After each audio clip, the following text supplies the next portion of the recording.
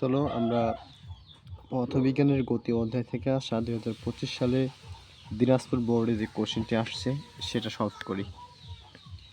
দিনাজপুর বোর্ডের কোশ্চেনটির উদ্দীপক হলো সাব্বিরের বাসা থেকে বিদ্যালয়ের দূরত্ব 1.8 কিলোমিটার। অর্থাৎ আমি ধরতেছি এটা একটা পথ এবং এই পথ থেকে এই পথের এটা হচ্ছে সাব্বিরের বাসা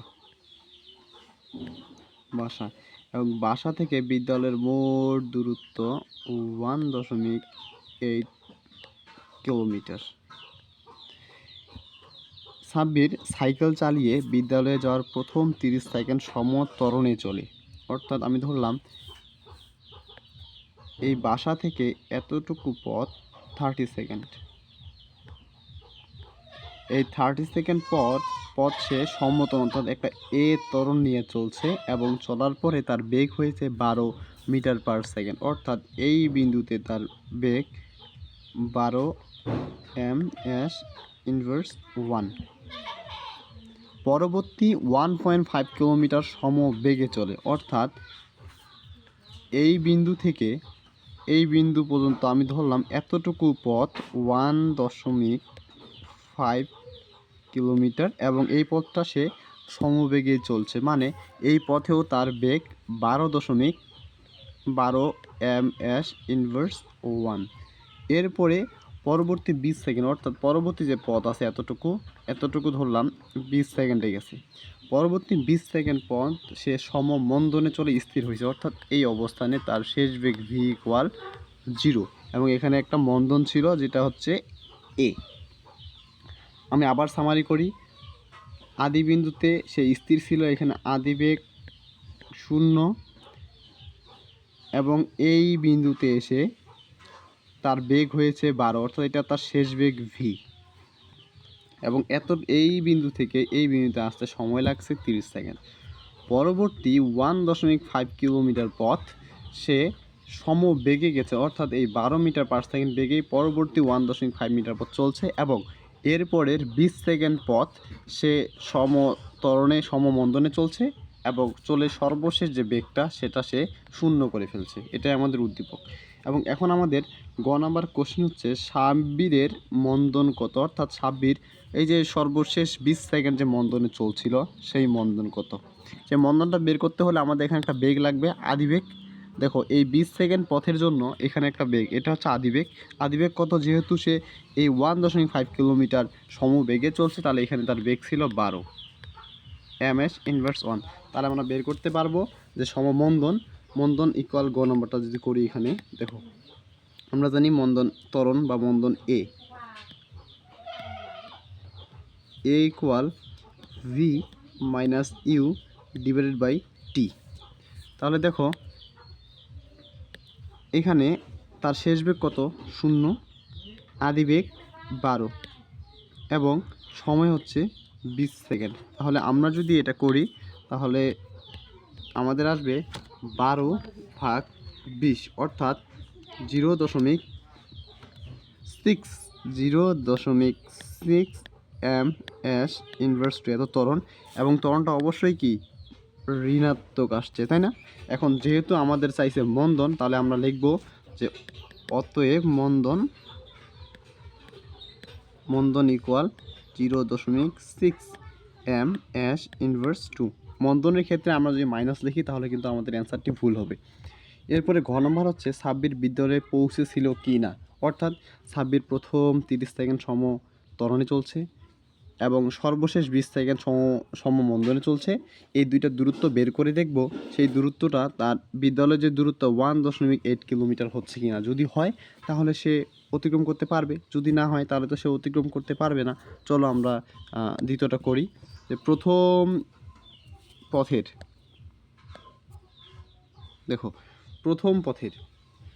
যে পথটা ছিল সেই পথের ত্বরণ যদি আমরা বের করি এ, আচ্ছা দাঁড়াও এভাবে না করে আমি এইভাবে করি।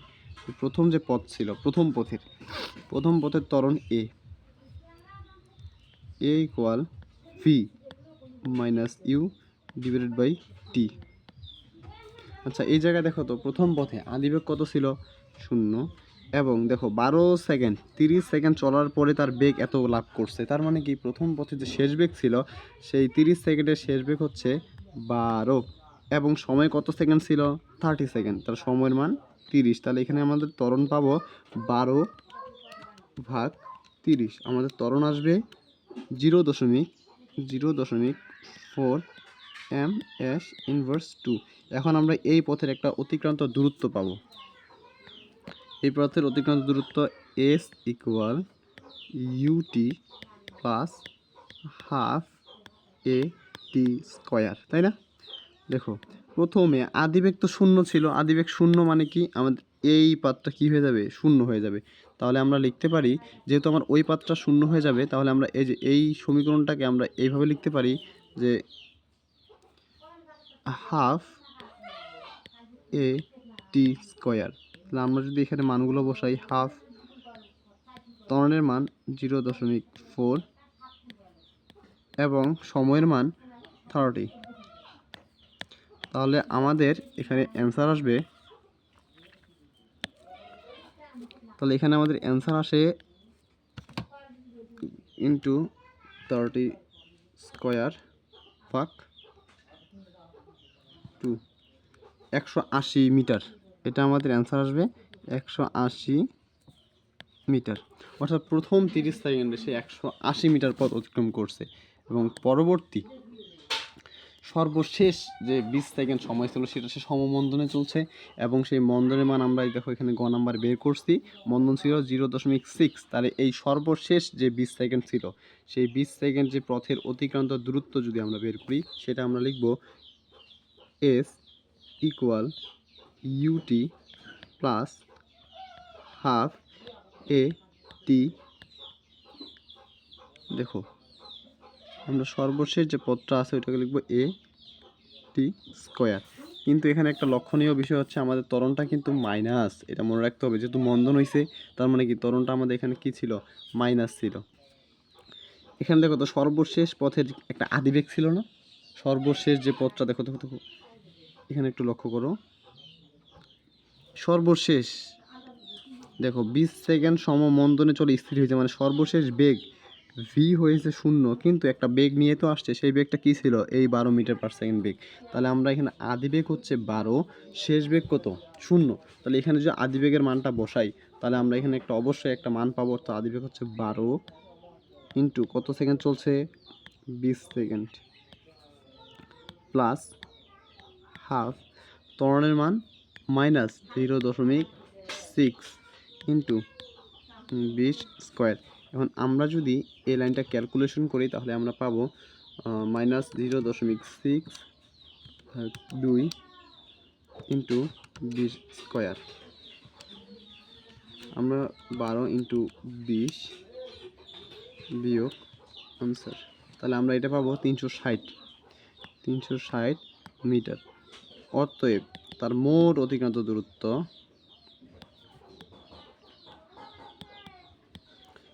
আমরা লিখতে পারবো প্রথম 30 সেকেন্ড তার দূরত্ব ছিল, প্রথম 30 সেকেন্ডের দূরত্ব ছিল 180 মিটার এবং মধ্যবর্তী সে 1.5 কিলোমিটার পথ অতিক্রম করছে। তাহলে প্রথম দূরত্ব 180, দ্বিতীয় দূরত্ব 101.5 কিলো এবং তৃতীয় দূরত্ব আমরা পেলাম 360 মিটার। তাহলে আমরা দূরত্ব তিনটা যদি যোগ করি S1 plus S2 plus S3, তাহলে আমরা লিখতে পারবো প্রথম দূরত্ব কত পাইলাম, প্রথম দূরত্ব আমরা পেলাম 180, দ্বিতীয় দূরত্ব প্রথম দূরত্ব হচ্ছে 180 যোগ দ্বিতীয় দূরত্ব 1.5 কিলোমিটার যোগ সর্বশেষ দূরত্ব পাইলাম 360 মিটার। এবং আমরা যদি এখানে 1.5 কিলোমিটারকে মিটার করে নিই তাহলে আমাদের আসবে